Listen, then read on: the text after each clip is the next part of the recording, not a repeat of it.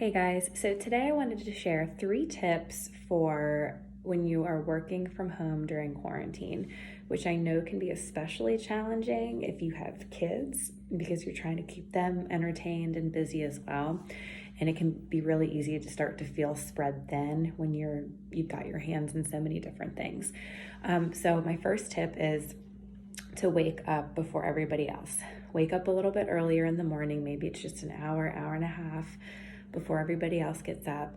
I do that so that I can get my workout in and have that uninterrupted time for myself, just to get my mind right for the day, get my body feeling good. And then any time that I have left over, I will jump into some work tasks right away. And then even continue to work on those just a little bit as the kids start to wake up.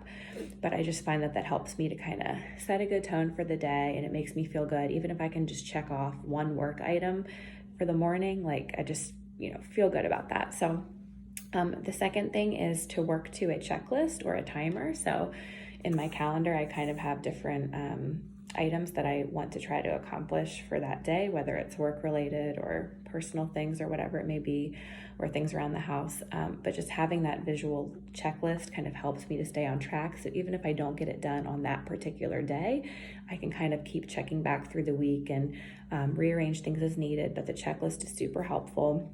And also with work-related tasks, sometimes working to a timer can be really helpful. This is one thing that I need to personally get back to a little bit. But when you've got a lot of important things to prioritize, I find that just setting a timer, kind of giving that task a certain time allotment and then just sticking to it can be really helpful. And I'll even do that with the kids sometimes if we're doing a certain activity or whatever, like we might set a timer for it and do that and then kind of move on to the next thing. And then my third tip is kind of just having grace with yourself and remembering that it's all about quality over quantity. And that's regarding work-related items, regarding family.